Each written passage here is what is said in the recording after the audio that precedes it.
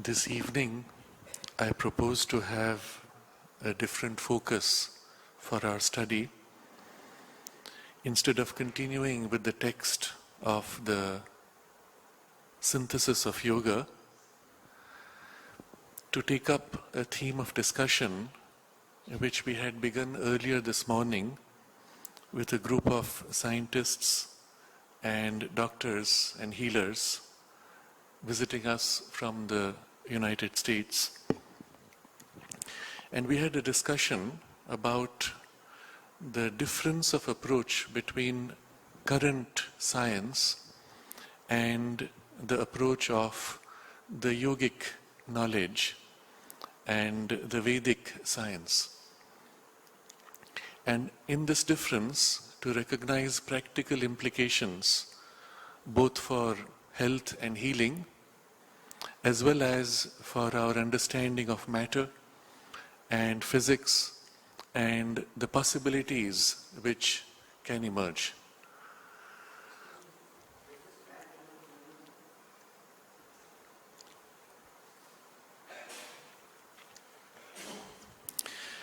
In the discussion we had this afternoon, I had started with two important ideas which we can begin with here, and then we can explore further questions, queries as they come up from everybody who's present here, but especially from the group with which we had the discussion this afternoon.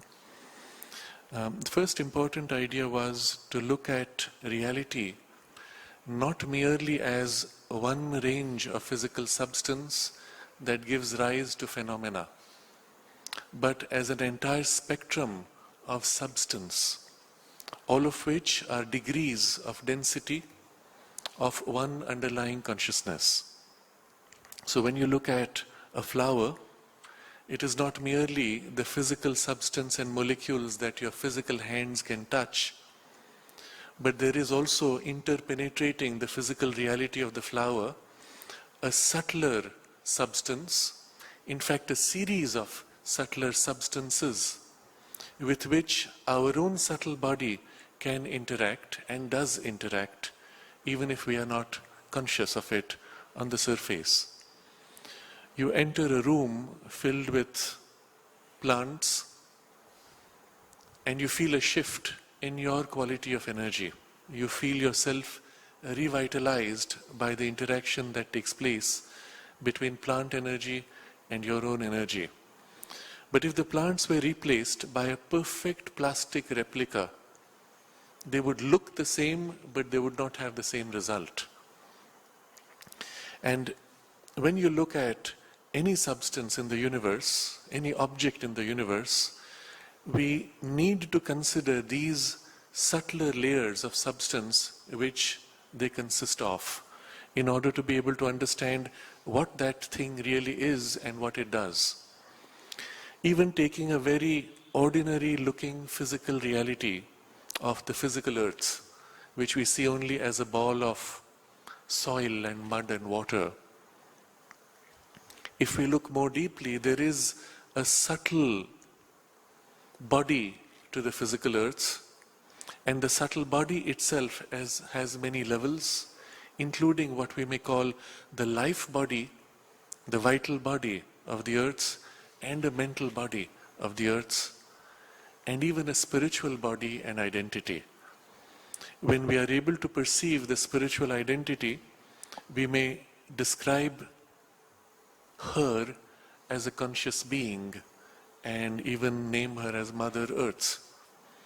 Similarly, when you look at the sun, you could describe it in terms of the gases and the light that it emanates.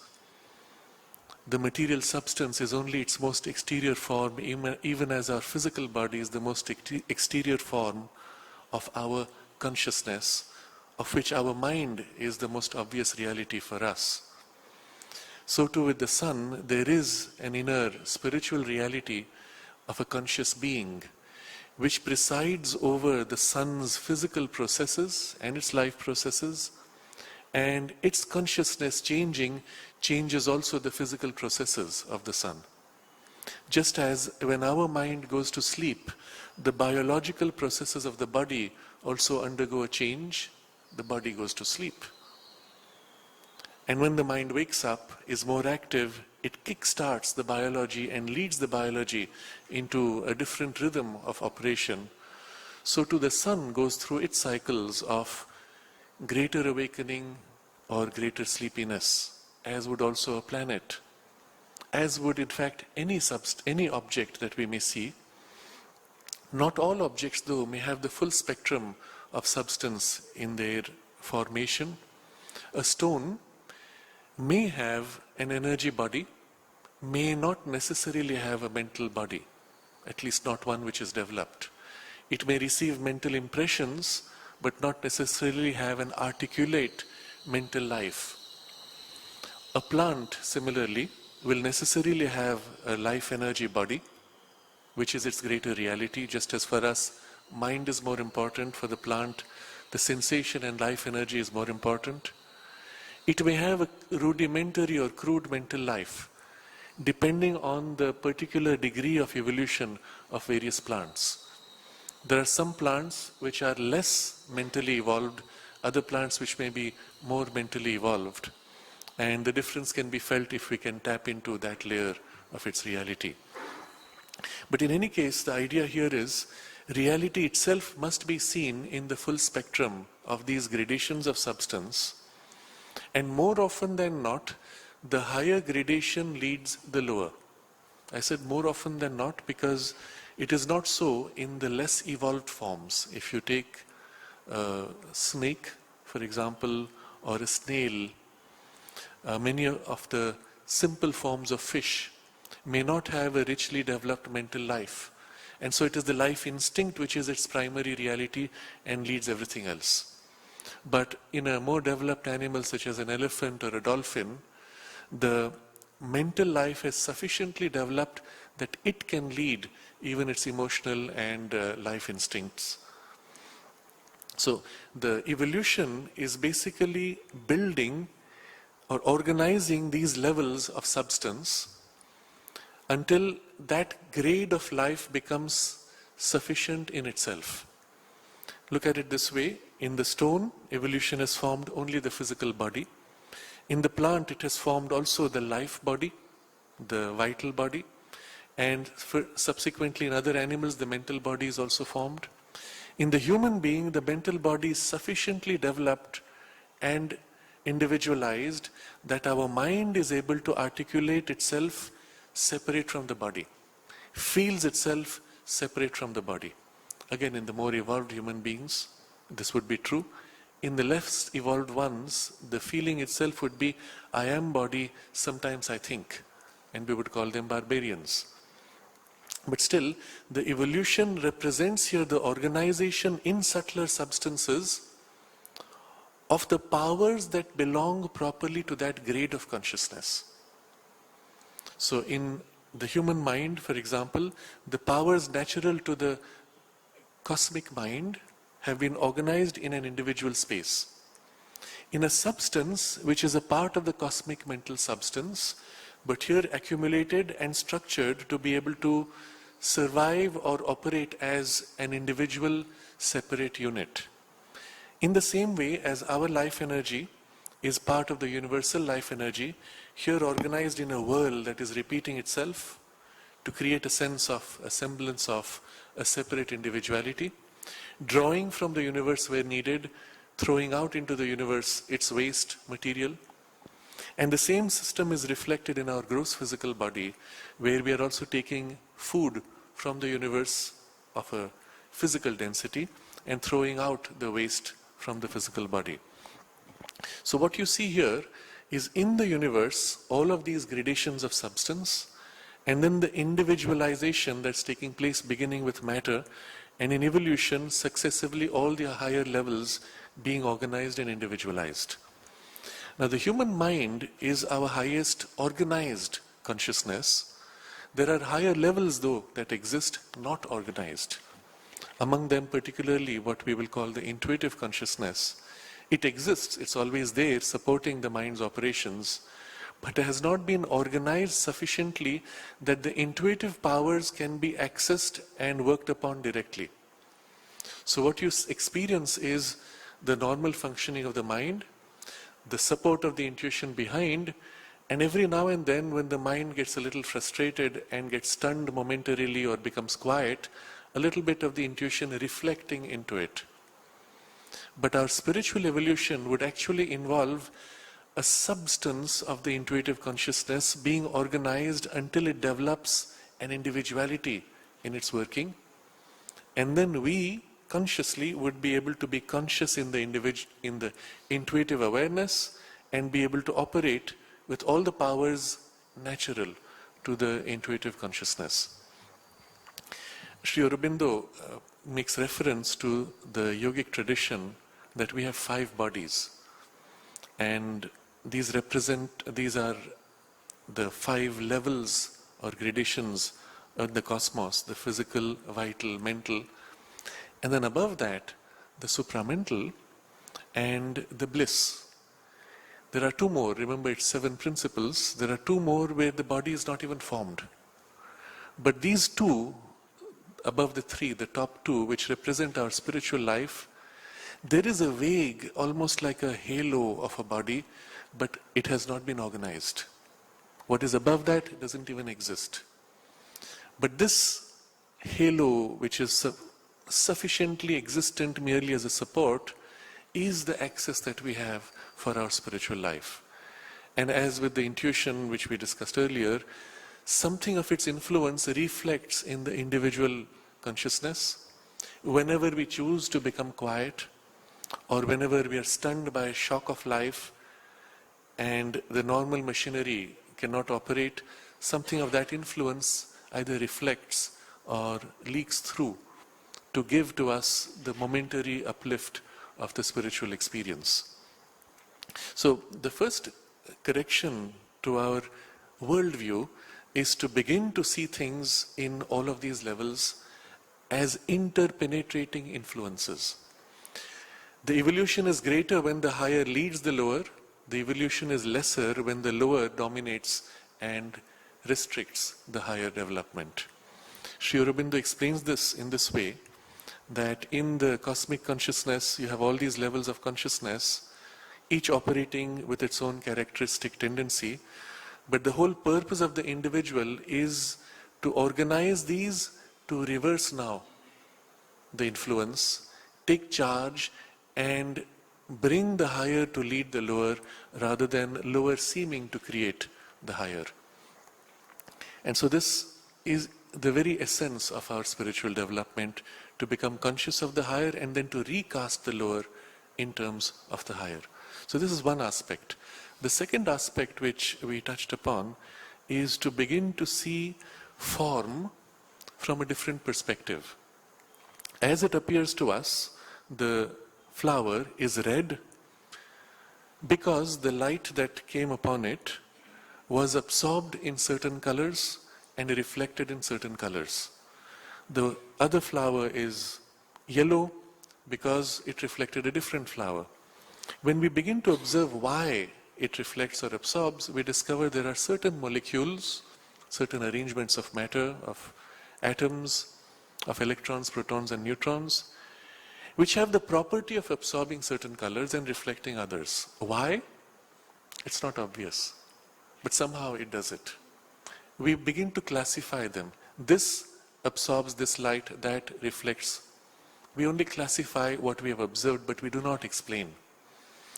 To say that's the same bundle of protons, electrons, neutrons, differently arranged, create complex phenomena is difficult to accept, because the gap between the complexity of the phenomena and the simplicity of the electron, proton, neutron is so much that instinctively, intuitively, we know that this cannot be. There's something missing in this idea. But still, we map it out. And then we try to explain, how would this happen? Why does it happen? And in practice, most of modern physics is observation which has been described and then declared as a law when we find it to be consistent.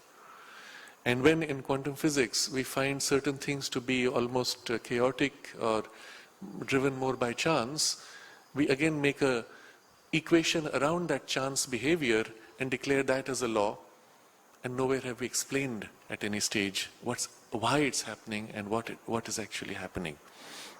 But in the approach of the Vedic physics or the Vedic science, we look at the forms of atoms or molecules, their geometry, their numbers, different from the qualities that they emanate. We cannot explain, for example, in physics, why adding one electron to a substance changes completely the character of the substance. Or another example that Aurobindo gives, if you take hydrogen and oxygen and combine them, you have a material which has no characteristic of hydrogen, no characteristic of oxygen. It is completely different. It's a new thing. And yet it seems to be composed of these two. Decompose them and you get back the hydrogen and oxygen, again with completely different properties. What in the arrangement is giving rise to these different properties? Well, we don't know. So in the Vedic physics, we begin to look at these two things separately. There is number, there is structure, geometry, design, and then there is quality and property, and they're different. The two relate in terms of consciousness to the Sat and the Chit Shakti. The underlying existence is what contains or expresses itself through and as form and number and geometry. And the energy, conscious energy which is flowing, expresses itself in the play of quality and properties. So when we look at this light reflecting from the flower to give this color, if we go deep into the form of the flower, after decomposing all the electrons, protons and neutrons and subatomic particles, what we find is an underlying energy, an energy whirling. And in its whirl, somehow, it makes certain light frequencies reflect, absorb certain light frequencies. How? Why? And it's not obvious. But then we can question, is the underlying reality the energy itself, or was it the particle? Now when you see a particle, you see arrangements, proportions, numbers. But when you see energy, you do not see arrangements and numbers. You see only quality and properties. If I look at an electron, how do I know it's an electron? Because if I shoot another electron at it, it bounces back with a certain force. If I shoot another particle, it bounces in a different way with a different force. And so this bundle of properties of repulsion and attraction is my definition of an electron. If you question this deeply enough, you realize you actually never see a particle. You never know a particle. When your finger touches the table, it's only the electric repulsion between so-called particles, which is the pressure that you sense. Nothing ever touches anything. Was there ever a particle? We can never be sure. We conceive of the particle because that's how our mind wants to believe the underlying reality of things. But it could just as well be a bundle of energy putting out a bundle of qualities. That is your particle, isn't it? So when you'll begin to look at things this way, the working of nature is seen to be purely conscious or semi-conscious energy, flowing in patterns and putting out certain bundles of qualities and properties, which to our mind observation gives the impression of particles and arrangements and geometric proportions and numbers.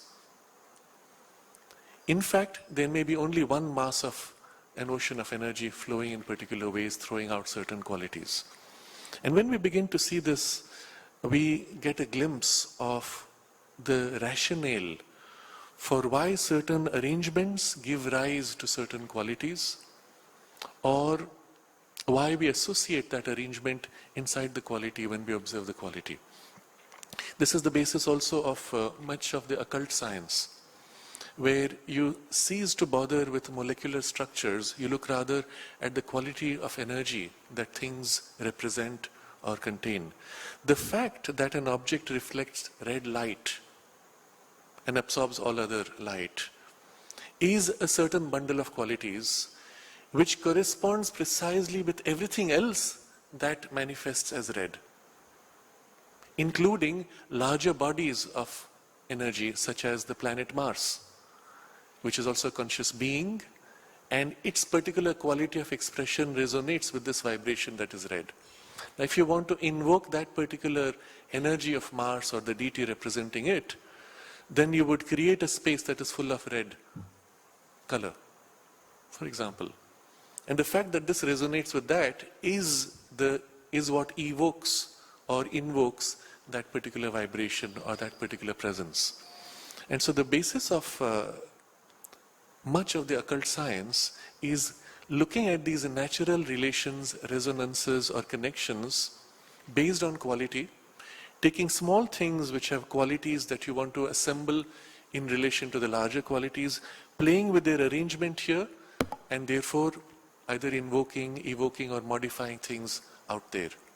There's a very interesting incident which is narrated in a book called Rolling Thunder, which is a description of an Native American healer, and he takes the stink beetle, and says that this has an innate affinity to the processes of lightning in the sky. And so he flips over this beetle and tickles its belly. And the author of the book observes how each time he tickles the belly with a feather, there's a lightning shooting across the sky. It's as if here you're moving your feather and there you're producing the spark. How is that possible? And if you look at molecular structures as the underlying reality, well, there's no connection between that structure and this structure.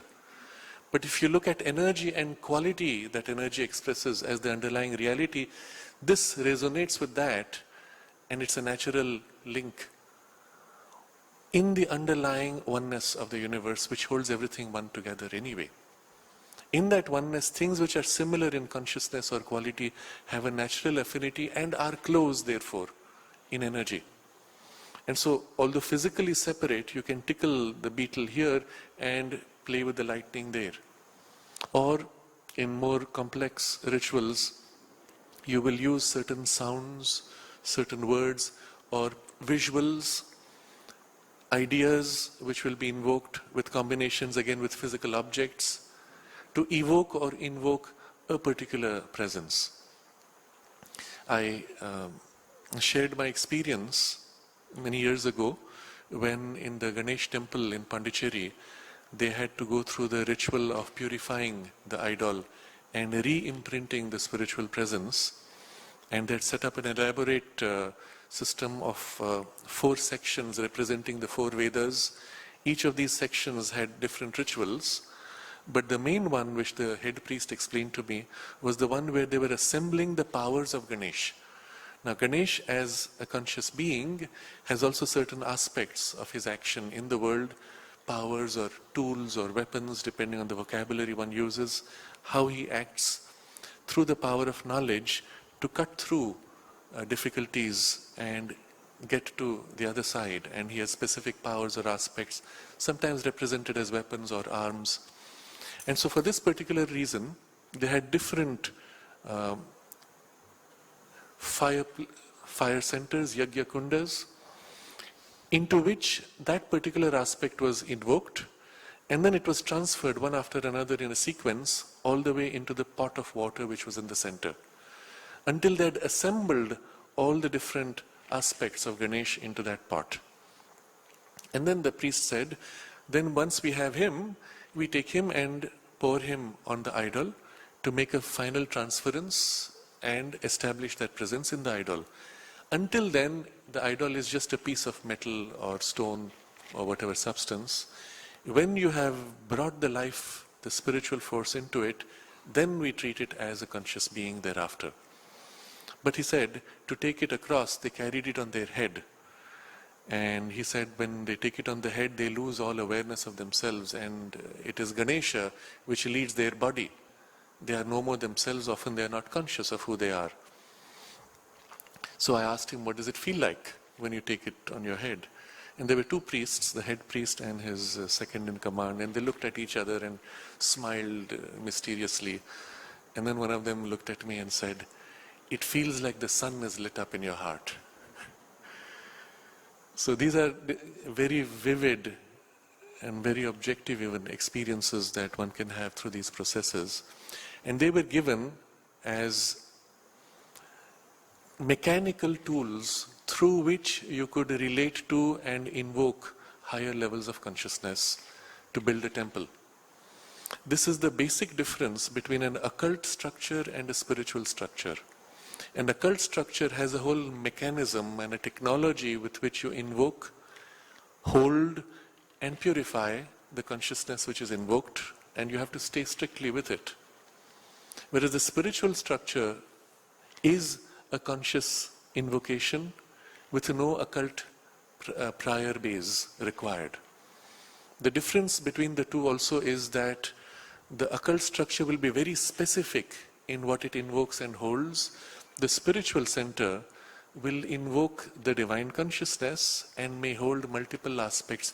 In fact, potentially it can hold all infinite possibilities of the divine consciousness and can be met by different people in different ways, because it holds an aspect or the multiplicity of the divine itself in that concentration. I gave the example of the Matrimandir as a spiritual structure where no special rituals were required. The mother's guidance was, build the Matrimandir, and I take it upon myself to make it one of the most powerful centers in the world. And so as the construction was built, those of you who have worked with it, you know, you could feel a shift taking place. And when the final construction was completed, you could feel the build-up rapidly increasing. And even now it continues. It's as if over time the concentration is densifying and amplifying itself and spreading. Oh, let's look at the implications of this, because the moment you begin to look at energy and quality of energy as the most important, many things which seemed strange earlier become now obvious. In the human body itself, for example, every organ has a particular process that it looks after. And the process can be described in terms of its qualities. What does it do and how does it act upon whatever comes to meet it? The stomach takes material and breaks it down, extracts from it, and throws out what it does not want, for example. And you can see this as a process and particular qualities that it is applying in that process. The heart similarly has the process or the quality of drawing in from outside and then pushing out again, circulating energy, circulating, making sure everything is moving in circulation, and particularly pushing forward physically the energy even as molecules of nourishment. But when you now step back from the gross physical body and look at the subtler layers of which we spoke of first, we notice on each of these layers there is a different operation, or the nature of the operation becomes more abstract, more essential. So the physical heart is doing the physical pumping, but the energy behind is not physically pushing out, it's more a flow and a rhythmic flow. Behind that, in the mental body, is no more energy but idea. And the idea which holds the relationship of the heart with the rest of the body, it becomes more essential, more abstract. And still behind that there can be something more essential, of which all of these are progressively denser representations. So going back, when you come to something more essential, if on the surface something is damaged, the essential becomes the template upon which the reconstruction of the surface damaged form can take place. So immediately behind the gross physical body is the subtle physical, which substantially has the same density as the gross body, but is much more fluid, elastic, and holds the ideal form of the body. When you see a person's subtle physical body, you see them as they were in their prime, whatever their conception of themselves in their prime is. When you leave the physical body after death, your subtle body, when first seen, sometimes you see them at the same age as they were just after death, but often when you see them in dream or in vision, you see their younger form. Because that's the natural way they conceive of themselves to be, and the shape of the body is that. But that was the template which was supporting the gross physical body. And to the extent that that is supporting and its influence is strong, the gross body retains its youth. To the extent that that support is weak, the gross body can continue to degenerate, and the subtle body still retains the template but with weaker and weaker influences, until the separation is so great that the gross body can no more continue on its own, and it's dropped like a clothing, and you remain in the subtle body, and the rest of the process, post-death process, continues. You don't die, you only shed the body.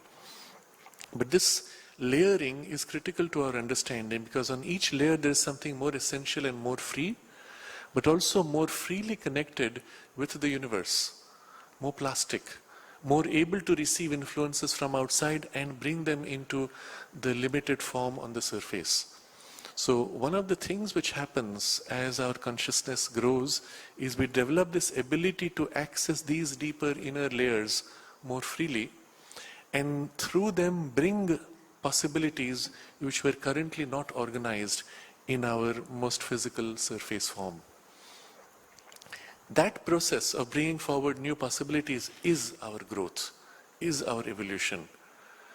Everything that we evolve into is actually waiting and held behind in our subtler and deeper layers, waiting to come out.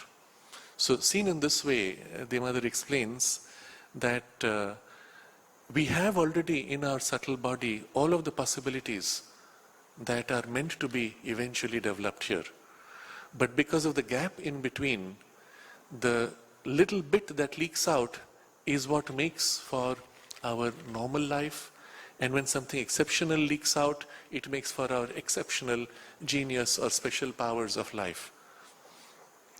But this being the relationship, we can understand how sometimes in certain altered states we have access to extraordinary knowledge. Or some people who have a defect in the brain or by accident have damaged some part of the physical brain, suddenly now express genius capabilities.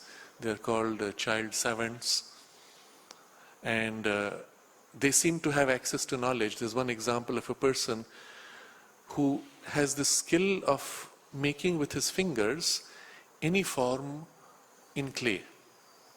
You can tell him the name of any animal and he will construct a perfect, beautiful form of it. He has never seen any of those animals. You say kangaroo, he has never seen it, but he makes one. You say pterodactyl, he has never seen one, but he makes it. Somehow he is able to access what you mean when you speak the word, and without ever being trained, make this perfect form. But otherwise, he seems to be retarded in certain ways in his mental capacities.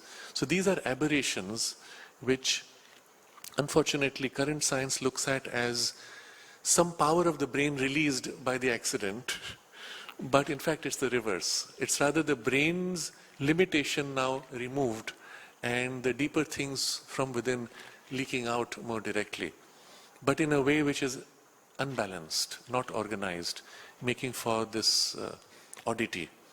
There's a very interesting observation Aurobindo makes, that currently there's an enormous push of nature to accelerate evolution, and the result is that nature is trying to push the boundaries of the human mind, but into a domain which is not yet organized by her.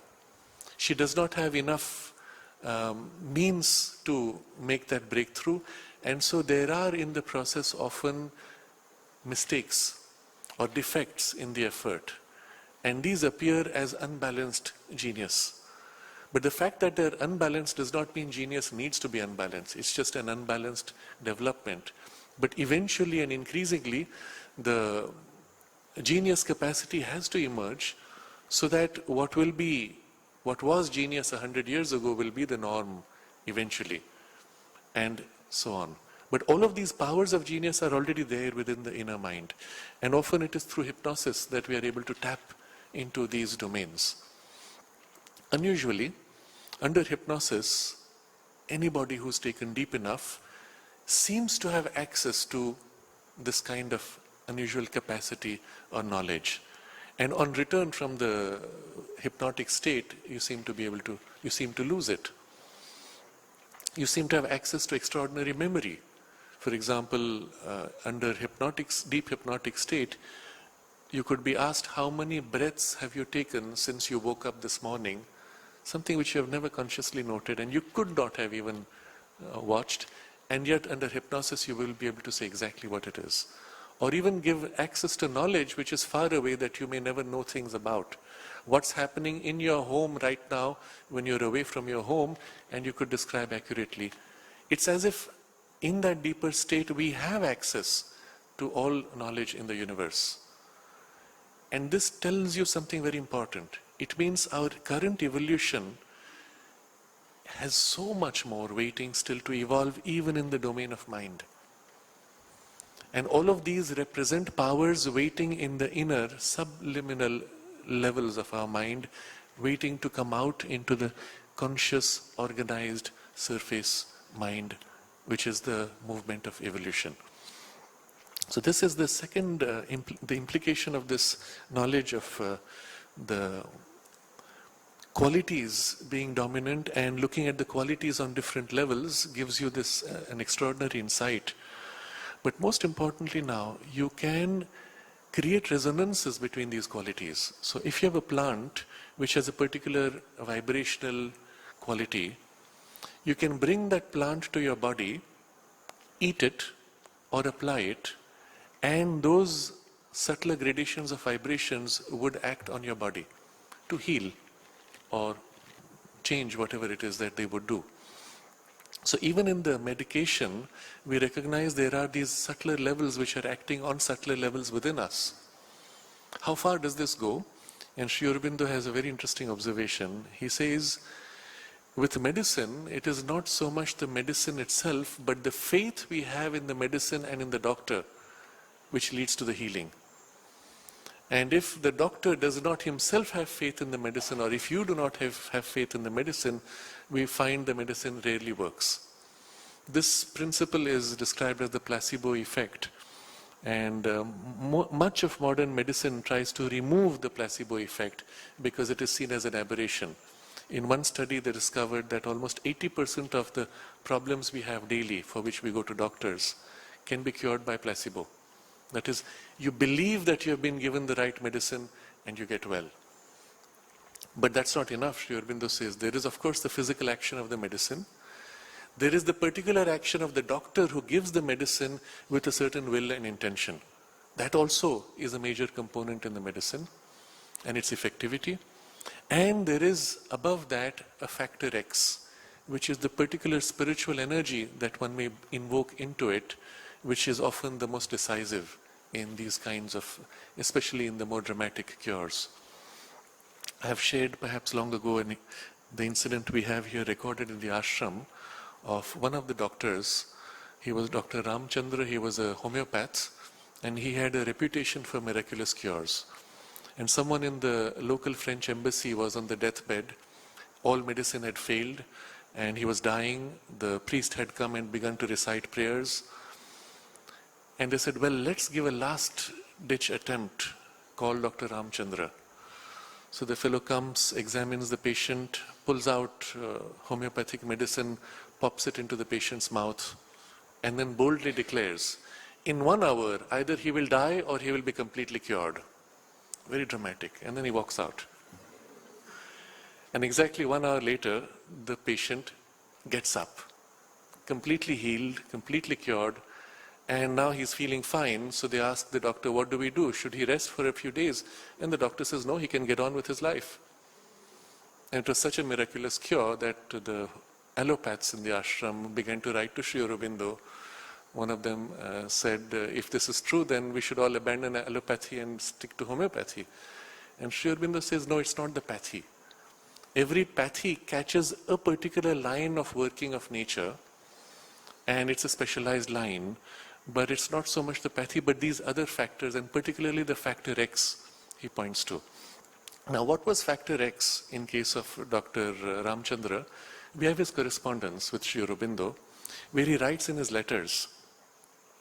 He says, today I had such and such a patient, and I gave such and such a medicine, and I prayed to you, and felt your force at this time. And he puts the time. And so a series of letters of this kind where he mentions how in invoking the spiritual force, he receives distinctly the action of the force as he gives the medicine, and he notes the time. In one of the letters, he writes this, but does not note the time, and in the margin, Sri Aurobindo writes the time. It's amazing. So Sri Aurobindo was conscious of this invocation and made him aware that he knew what was happening. And that was the reason, the factor X, which led to these kinds of dramatic and miraculous cures. So this is one of the interesting implications of this aspect. There are many others, and one of the implications of the idea of patterns of qualities of energy is that you can imprint a quality of energy. So if you have developed a skill in your consciousness, you can imprint that skill into another person. Or you can absorb a skill from another person by dwelling in consciousness on his consciousness or skill, and as if absorbing or receiving from him this. Now, in fact, this is exactly how all knowledge gets transmitted from person to person, even in an ordinary classroom situation in the school. When a teacher may be explaining things on the blackboard with books and everything else, the normal paraphernalia, the students who most align in consciousness to feel and sense what the teacher is feeling and thinking are the ones who catch it most easily. If they have an intuitive turn, they are able to identify and absorb the idea even before it is fully articulated. And they say, yes, I got it. And this is in fact how it is happening even in little children when they look to their parents almost like gods and spontaneously want to imitate. The imitation itself comes from an identification in consciousness that what the parents do, their energy in identification with the parents now follows. So much is transmitted through such means, not only energetically but in the imprint of thought. If you look back at your formal training, you cannot explain all the knowledge that you have, particularly use of words, the meaning of words that you have in your experience. You have never had somebody read out from a dictionary the meaning of all the words that you had. You've never had them all explained. Most of them you picked up in context. Especially words which have to do with highly subjective feelings. When the parent says, this is dangerous. What is dangerous? As a concept, it's too abstract for the child. But somehow the vibe of the parent saying this is dangerous, this vibe of fear or the shrinking that is involved with it, the child absorbs as an experience, dangerous. This experience is, this is dangerous. And now begins to use that word when he relates to that particular vibration of consciousness. So in fact, this is how all transmission actually takes place. Everything else is only an assistance to this direct transmission of consciousness. So when we speak of qualities as being prior to quantity and form, it opens a whole new dimension and a whole new approach to understanding things. And if you take, for example, an illness in the body, a person is feeling cold, you could look at the bugs, you could look at the viruses, you could look at the imbalance of hormones. Any of these could be causes for the shivering. But instead of looking at the structure of the relationships which make for this illness, you could simply look at the quality. You're feeling cold, let me give you a heating substance. And I give him something which is heating the system, and very quickly the person is healed. What did we do? We never looked at molecular structures or interactions of molecules. We looked at what quality this substance evokes in the body and countering the current imbalance in quality of experience of consciousness or energy. And so much of the traditional medicine is based on this kind of an understanding. Conscious energy being the basis of every form and every living thing, that becomes the base on which you assess the value of an object. So the Ayurvedic physician in his training is taught to sense to whatever degree he can. The masters are the ones who can take any plant and feel what bundle of energy or qualities it represents. And if they are sufficiently spiritually developed, they meet the being presiding over the plant. And the being tells them, not words, but an imprint of experience. You will recall a similar experience that the mother had when she was in Japan, and she went to see the cherry blossoms in full bloom, and it was in spring. I think it was the cherry blossoms. And the plant reached out to her and said, "Here, take these, and this has the cure for all the illnesses of spring." And it gave her that knowledge of how to use what it was giving for curing the illnesses of spring. And this is how the ancients actually developed this kind of knowledge, not by experimentation as we do today with blind experimentation, but by this kind of an intuitive experience of the thing itself revealing its power. So this is an important part of the discussion which we had earlier. There is a third aspect to this whole question, which is the fact that every object in the universe is the whole universe representing a special front. This little red flower is the whole universe putting up a special quality of the whole in front. The garland itself is the whole universe putting forward a special representation of itself, and so on.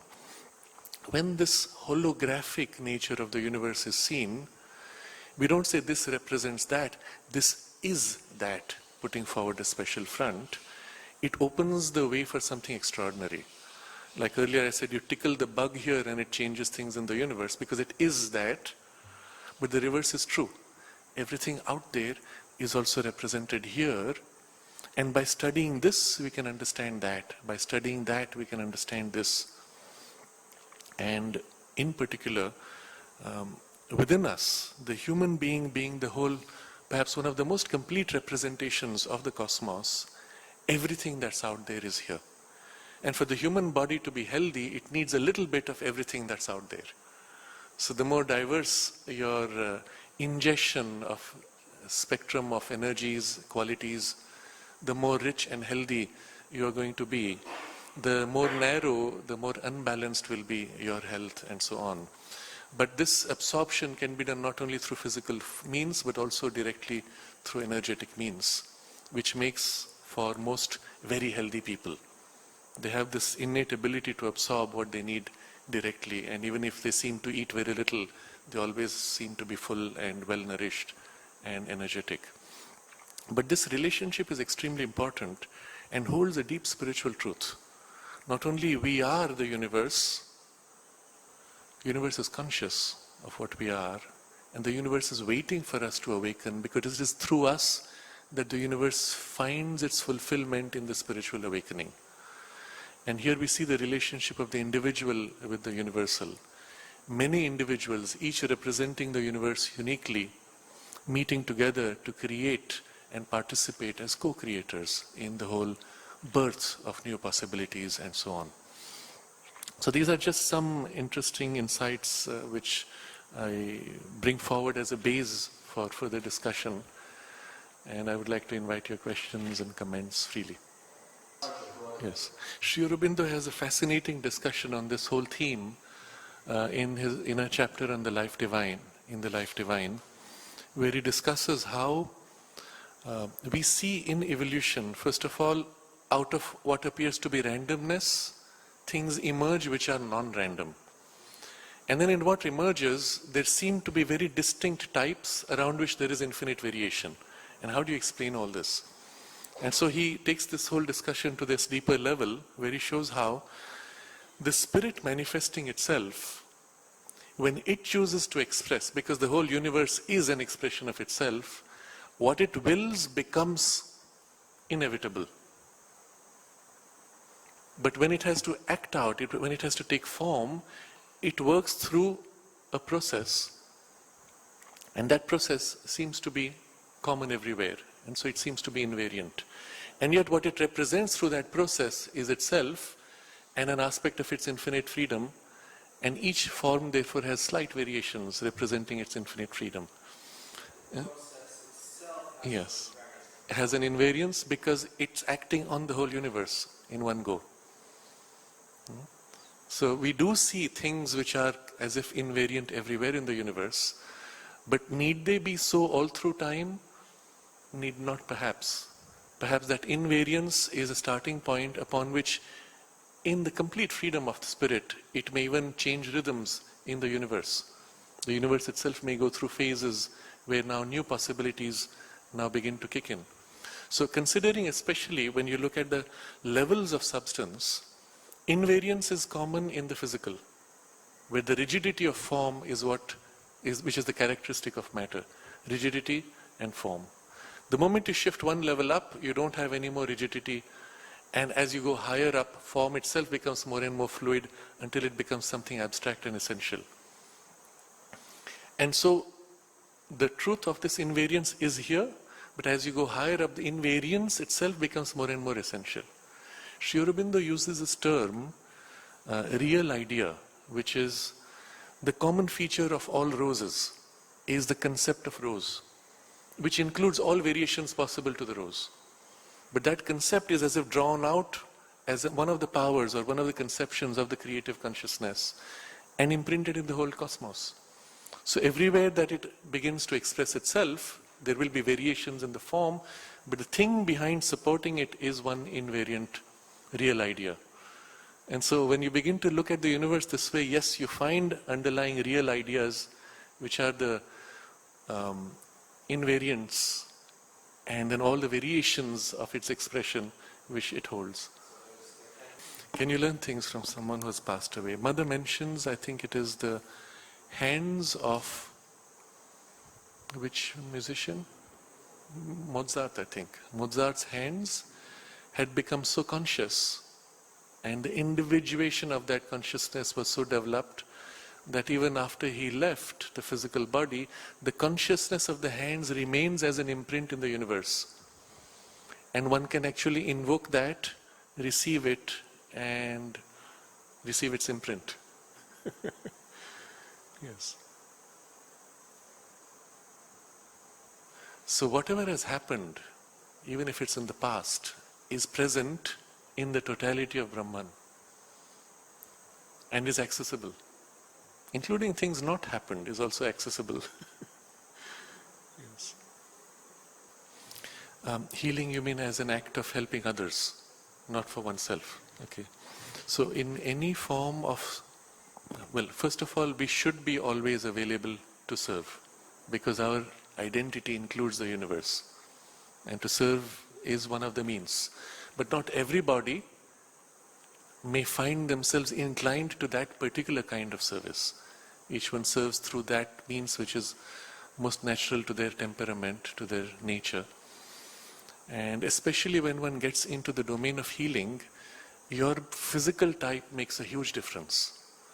If your body is not strong, then in entering in relation with people who have sick bodies, you can easily catch an infection. Or your ability to help by giving support is limited to the band which is strong in your consciousness. So now I've met healers who have a very dense physical body, and their energy is also of a very dense grade.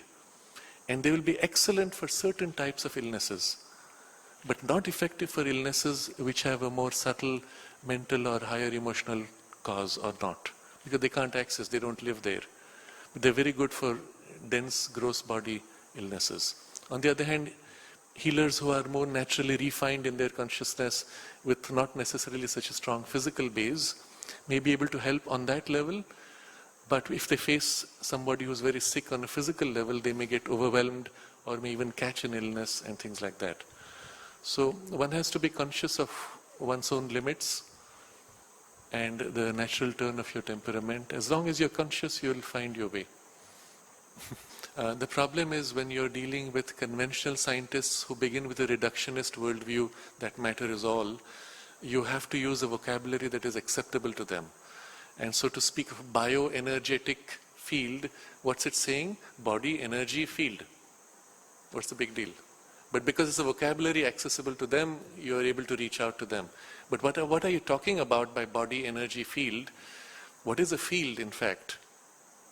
Even if you go into the physics, what's an electric field or a magnetic field, physics does not tell you what it is. They treat it as a mathematical abstraction.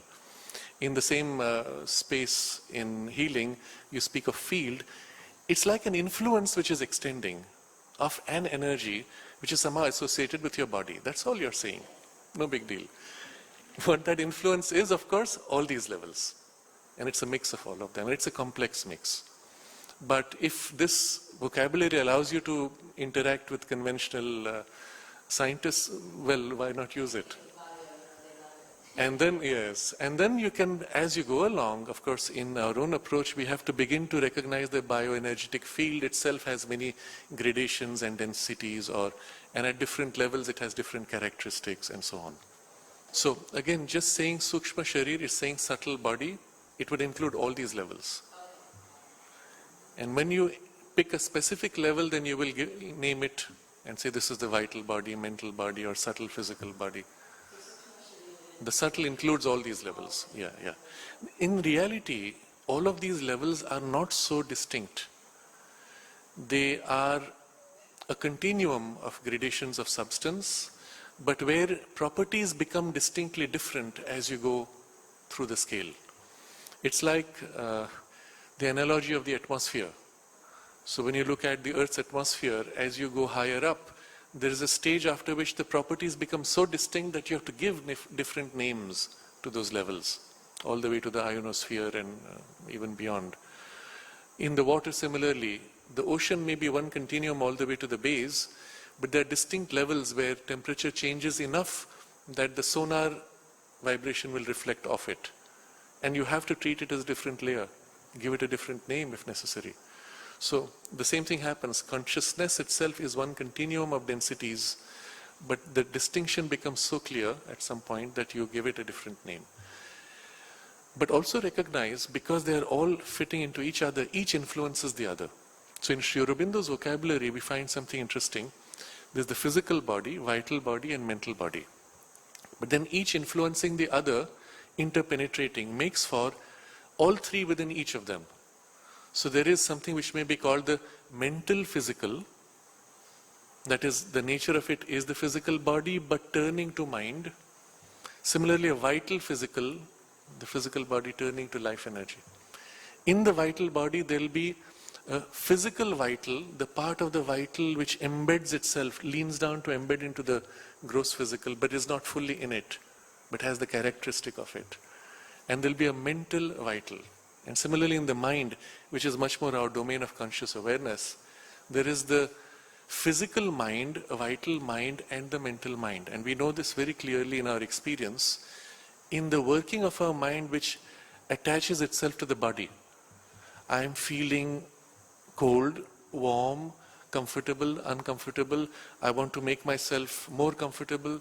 And the whole obsession of mind attaching itself to body and feeling itself as body is the physical mind.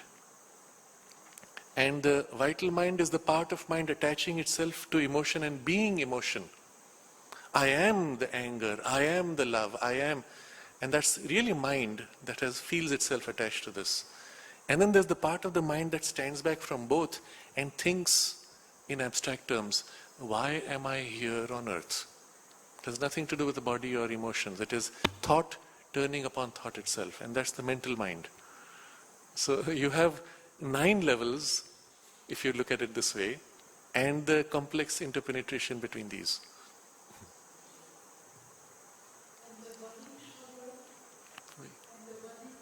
The gross body, physical body, yes. It has all these three sub-levels. We spoke in our discussion yesterday about 7 gradations, in fact, in the Ayurvedic tradition, 7 gradations of physical substance.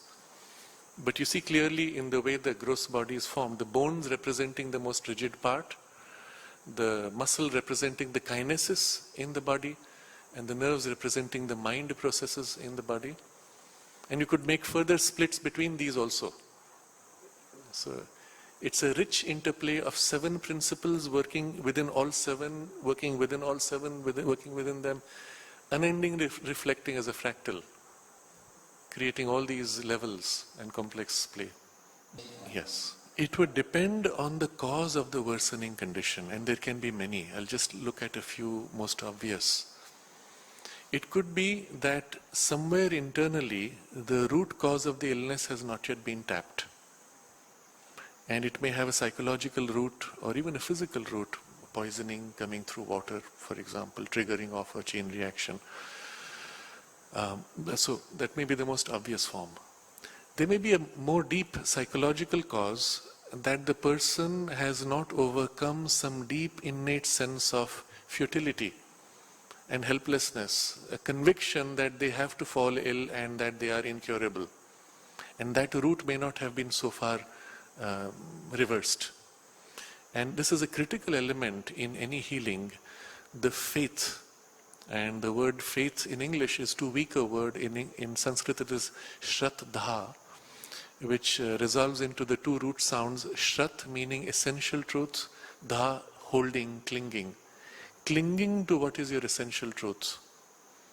That's the nature of the true faith. So in the Bhagavad Gita, Sri Krishna says, that which is your faith is what you become. If I'm convinced innately that I am sick, well, I will become sick. If I'm convinced innately that I am healthy or I will get well, it'll kickstart the process. But this faith itself can exist on many levels. The mind will say, yeah, I know I have to get well, I want to get well. But in the body there may be the conviction, this weakness, this helplessness, I could never recover from it. The body feels it. And that may be the cause for the decline. And you need to then assess where it is that the weakness leading to the decline is, and then be able to help reverse that. And again, as we saw earlier, the impression of consciousness works. You as a doctor can put a counter faith to their negative faith. If you feel in yourself that conviction, this will be cured and healed, and are able to transmit it, you will find the person immediately beginning to improve. Except when you have gone away, they tend afterwards to lapse back into their old faith, especially when the energy drops. Oh, I can never recover from this, and so I'll let myself collapse. And the moment the doctor comes, oh yeah, I feel so much better. Yes, I know I will get well. There's this shift constantly. So it's a struggle between 2 innate faiths. And that's why the spiritual faith or deeper conviction emerging would be the one which could change these. And then there could be the final reason that the soul may have already decided to leave. And if that is the case, then you have to assist that transition while still providing the palliative care, minimize the intrusions of the medical system, and prepare the person for the transition itself to whatever extent you can within their framework of belief. There are 2 aspects to the sadness of a loved one leaving. The first is our understanding of what it means that they died. And this is a major correction which we need to make. We never die. Nobody dies. They shed the body, they transition to a different level of experience, they never die. So what is it that I was relating to? Was I relating to the body of the person? Yes, the body has died. Then I can be unhappy. The person has not died. Should you be unhappy? And you will find in yourself this split. Because in fact, so much of our human relationships are instinctively built on the body relation. Here is the person, here is the energy I receive from them, here is the bundle of impression that I relate to, which is the person for me. But if I can consciously shift my relationship, especially at that time, to the person inhabiting the body, and recognize and feel that person, then it minimizes this sense of loss. Even that is easy in the first few days just after the person has shed the body, because in their subtle body they're still close to the earth vibration. You can still feel them energetically. But once they cross that boundary, often 10 to 15 days on, you do not feel them energetically except occasionally. When you remember this strongly, it's like they've come close, you feel their energy. But then they've gone. That's when you begin to feel the hollowness, the vacuum of the connection. And that brings grief.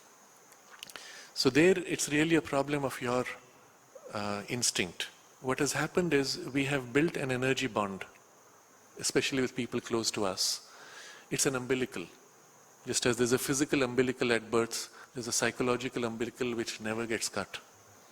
I have the extraordinary example of my teacher Panditji's sister, when she was about 90, that she was sick, she was in bed.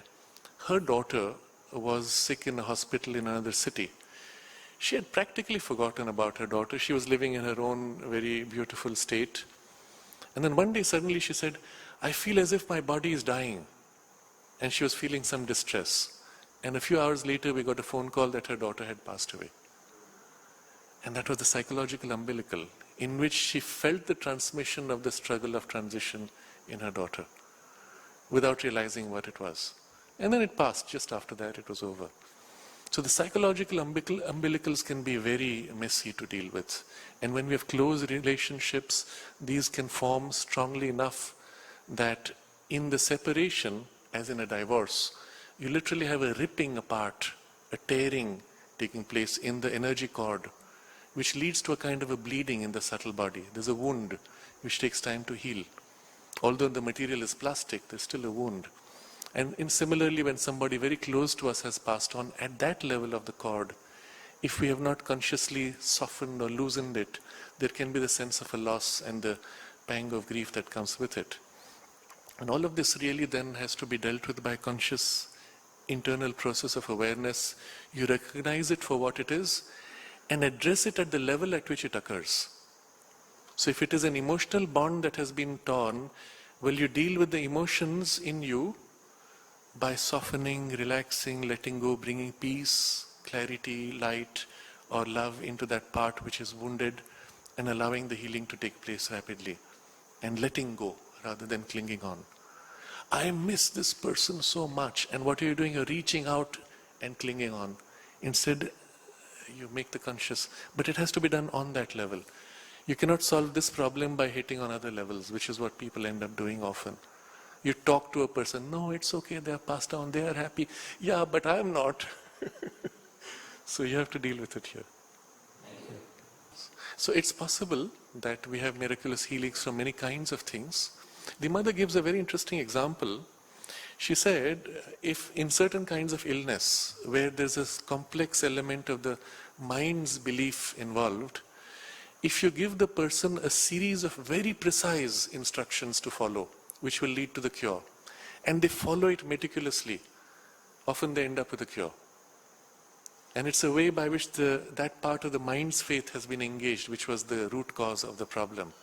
So there are many things like that, devices which may actually have an energy influence, but the healing itself is taking place more from the aspect of the faith, accepting that as the occasion for being healed.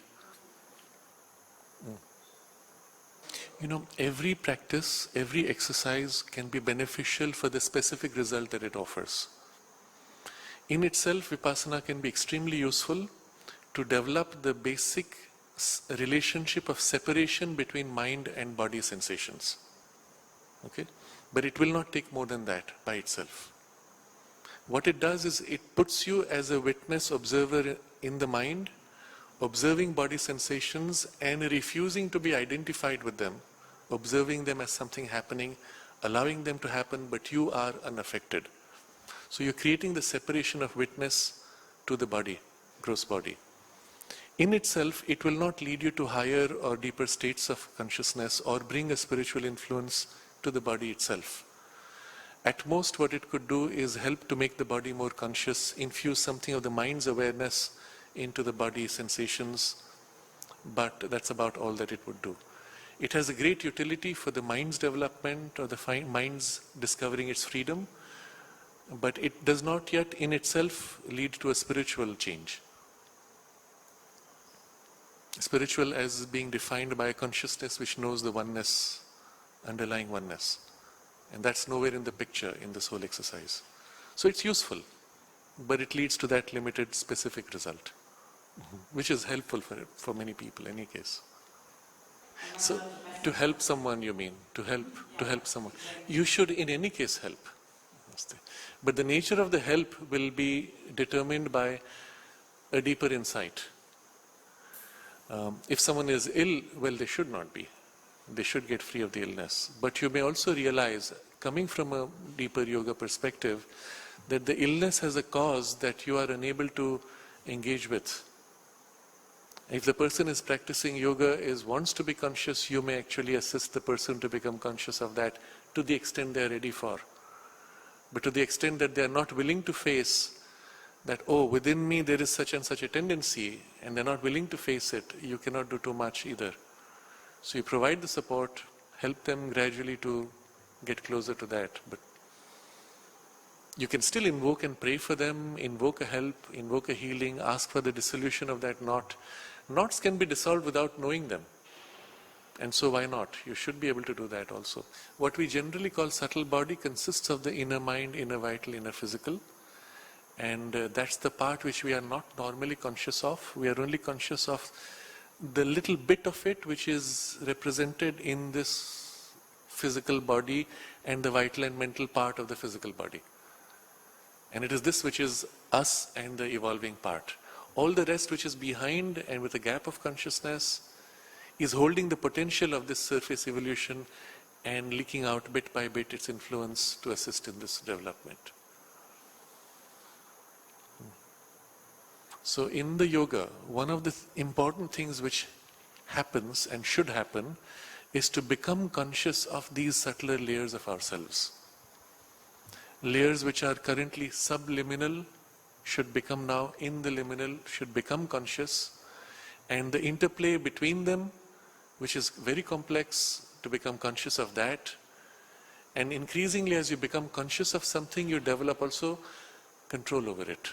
When you're not conscious, you cannot change anything. But when you're conscious, you can restrain or amplify, modify, divert, and bit by bit acquire a control until you can on demand be able to exercise it the way you would exercise your hand. You can exercise a shift in consciousness within you or draw on certain abilities or powers or aspects of your inner consciousness into the outer. So the gap between the inner and outer begins to be bridged. And this is a necessary thing. And it reaches a stage when you are living not just as this gross body, you are aware of your entire subtle body and all the layers in between. This is me. And my gross body is a tiny part of this whole. And eventually when the consciousness opens out to something still wider, I am one with the whole, and my body, gross body, is inside this larger consciousness and one lives in that increasingly. So when you look at a person, can you know their thoughts? You see only the expression on their face or their words which reflect their thoughts. But if they conceal, you will not know what they are thinking or feeling. Okay? A flower is not even that much expressive because it cannot move as your face or your speech can. So your ability to perceive the conscious part of the flower is that much limited because you are not seeing its manifestation in the body, which is more rigid. Animal is somewhere in between. The dog is upset, you can see, but you don't know why it is upset because it's just the quality of the sound of its barking that tells you he's upset. At that point, if you have a close relationship with the dog, you will feel in the dog's bark why it is upset. Do you have a pet? No, okay. So that's one level at which one begins to sense that the reality of the person and the expression of the person are so different, and we can feel, we can access that deeper reality. So the same thing happens with the flowers. So I'm giving these examples because they are more accessible to us. But once we have glimpsed this truth, then we can begin to feel it also in relation to earth and the sun. But one easy way to develop that sensitivity is to feel love and embrace with love the earth or the sun. Love has the special character that it leads inevitably to some form of identification. What you love, you begin to identify with. And as that identification grows, you begin to feel that the sun is a conscious presence, that it has something much more profound. And you begin to feel and experience it. And that's one way you can develop. But once you understand this analogy of the dog or the flower, who don't have the capacity to express, and yet have the experience of something internally, you will get the truth of it, at least in understanding.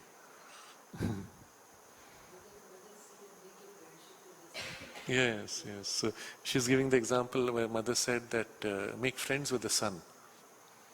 And it changes your relationship with the sunlight and the heat of the sun and so on. Afterwards, you don't feel anymore the heat as uncomfortable. You feel it almost like a loving embrace, which is warm but not uncomfortable anymore. And that's an experience one can develop quite easily. You stand before the sun and open your heart, open your mind, and as if meeting a friend, just feel the loving embrace to the sun and give yourself in that embrace. And you will feel already a shift after a while. And if you do it a few times, the relationship strengthens and stabilizes enough that afterwards you will not find the heat oppressive or uncomfortable. Yes, yes. You can build the same with the rain. Then you don't need the umbrella. Yes. So, depending on which level the root knot of the illness is, you will have to access that level or multiple levels where the illness may have spread. For example, a person may have in the mind and emotions, in the borderline between them, a sense of a deep depression. They may not even be conscious of it, which eventually will settle, coalesce into a rigid form in the gross body as tuberculosis. Mother refers to this as one of the forms in which the depression appears. You have to treat the tuberculosis anyway. But if you don't treat the root cause, then you may find that the tuberculosis recurs. Or the depression now emerges in a different form of illness, more specific to and more rigid perhaps than the TB. On the other hand, if you were able to address the root cause in the psychological condition, the physical tuberculosis might get healed of its own without needing any specific medication. In certain very sticky cases, you may need to address both at the same time if you want to resolve it. So, I'm not discussing now the physical means where necessary you use it. Infuse into it the right intention and the factor X as far as possible. Okay, so if the doctor is giving you the medicine, if the doctor says, okay, try this out, maybe it will work, most likely it won't work. If the doctor says, here, this will cure you, it has cured everybody, this is the most miraculous medicine, take, tomorrow you'll be well. You see the energy he puts, that will have a huge effect. Now if he can put a positive energy, you can also. You take the medicine, invoke the divine presence, put into it the intention that you want, of the effect it will have, and take it consciously. Or if you are the caregiver to someone who's sick, you put that conscious intention, invoke the mother's force, and then give the medication. So even if you're using physical medication, you can bring this deeper dimension. If you have to access other levels to help heal the person, then you have to be a little more careful. Because on the subtler levels, any connection is two-way. You could just as easily catch an infection if your vitality is weaker than theirs. Their infection or their illness can jump into you. Or you're trying to heal an illness which is, let's say, related to some specific thing, but they may have other problems such as habits of anger which bounce into your energy because your energy is weaker than theirs. The moment you connect it to help them on an energetic level, their junk flowed into you without you realizing it. So on those levels, I would be generally very wary. Unless the patient is already someone very close to you as a family member with whom there's already plenty of energy exchange taking place, or unless your body and life energy is sufficiently strong to be able to do such things. I would rather recommend, in such cases where you are not able to do that, invoke the mother's force with whatever intention, prayer or form of intention that you find most helpful for those levels also, even as you do for the physical medication that you give. And that is often the most direct and rapid help that you can provide. It used to be when someone was ill and they would write to the mother would send her force and the person would get well. Sometimes there was a sticky problem or the person was not receptive and the mother would sense it and she would tell the person who had sent the message to be the link point. And she would say, I will put the force through you, because the patient was more open to them than to the mother. And we have to recognize these things. So the person may be trusting you, but you still invoke the mother's force to act directly on him rather than trying to engage with your energy, which may be not sufficient or may be dangerous for you. And what about those invoking doctors or healers that have passed away but are still in their subtle bodies and all these things, and nature spirits? If in any case you're invoking a subtle or spiritual help, then the best is to stay with the one source which is the source of all, the Divine Mother, the Divine Shakti, which in any case is one and infinite. And she can do everything without needing the secondary and tertiary reflections of her action. On the other hand, if you were to invoke 2 or 3 different sources, it may even lead to more confusion if they are not harmonized and they are limited, finite sources. And they can often get into some kind of internal conflict in their action. And it makes your work that much more complex and difficult. Recognizing that every source of energy eventually goes back to the one source, invoke that directly. It's much more effective. And that can work in a multifaceted action and on multiple levels for the most rapid cure. Yes. And often they may not even do it with the idea of doing it, but just out of the love with which they embrace you, and they just absorb and take your pain.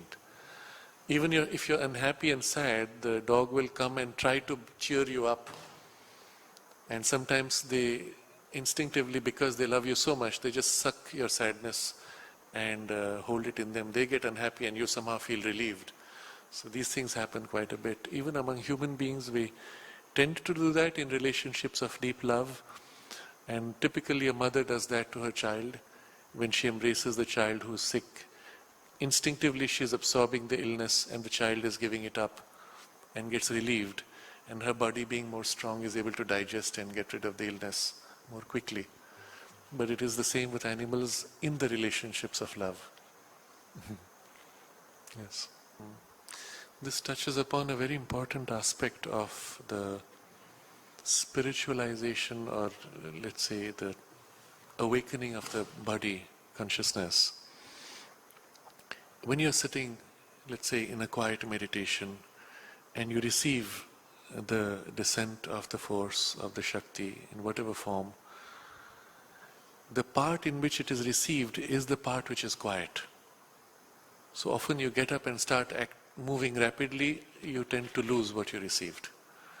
Precisely in the movement, you do not have the receptivity anymore, and in the parts which are moving, you do not have it, or in the state which is of activity, you cannot hold. And Mother considered it extremely important that we should develop the same receptivity in the movement in life. And eventually what you receive in concentration with the body still must extend into every activity of life without exception. In what the vocabulary Sri Aurobindo uses is in the dynamic parts.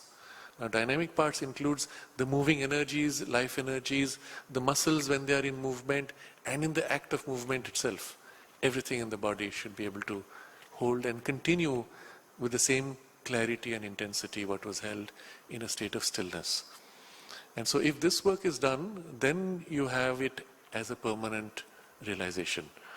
But specifically, certain activities of the body would relate to certain levels of consciousness. So for example, you mentioned the breathing.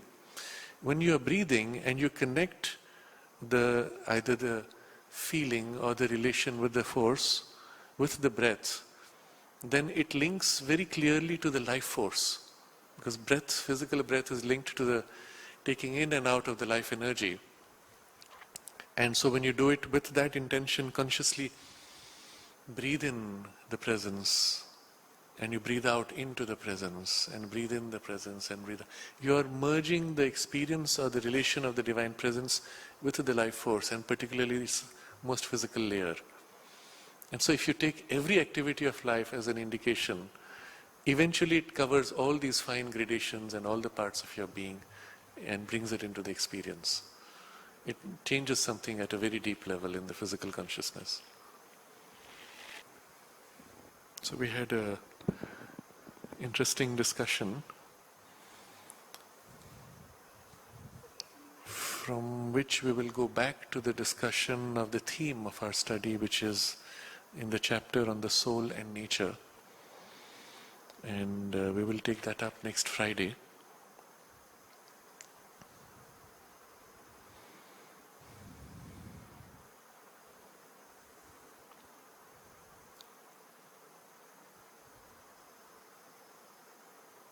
To close this discussion which we had particularly about healing and health, remember the power which forms your body, which leads it through all the evolution, is the Divine Mother's. The power which nourishes and sustains your body is finally the Divine Mother's. Even if you're looking at food and other sources, they're all indirectly representations from the same source. And so as those who are in a spiritual life, we have to consciously turn and align every part of ourself to the Divine Shakti, including the parts which are ill or not well or weak or whatever it is, less developed. The more we are able to align and turn those parts to her, the more directly she can act to accelerate their strengthening, their development, their healing, their evolution, whatever is required. And so Sri Aurobindo has a pretty radical statement regarding this. He says,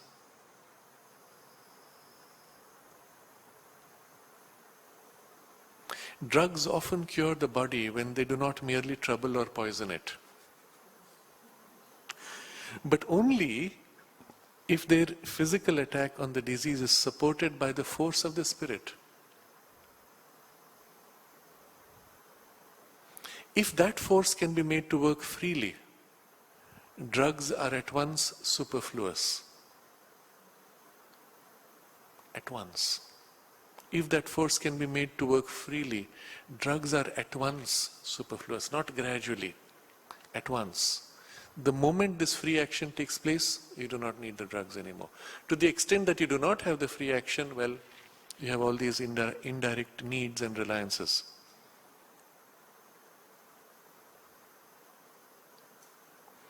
So a few things of this nature. We ought to use the divine health in us to cure and prevent diseases. But Galen and Hippocrates and their tribe, that is the modern doctors, have given us instead an armory of drugs and a barbarous Latin hocus pocus as our physical gospel. You can see how dismissive he is in that statement. But that's the reality. The problem is we are already stuck in that, to some degree, in that hocus pocus and the physical gospel. But if we can make this alignment, and to the extent that we can make this alignment, you will find you will not need it, and the working of the health will automatically grow. Where you find persistence of a knot in your health, know that it represents a part which is not open to the mother's force. And then work upon it in that way. Use the support of medicine as required, but work upon it to awaken it to the force. So this doesn't mean you stop medicine and then say, I will now rely only on the force. You have to assess objectively what your condition is and be able to act on all these levels as needed.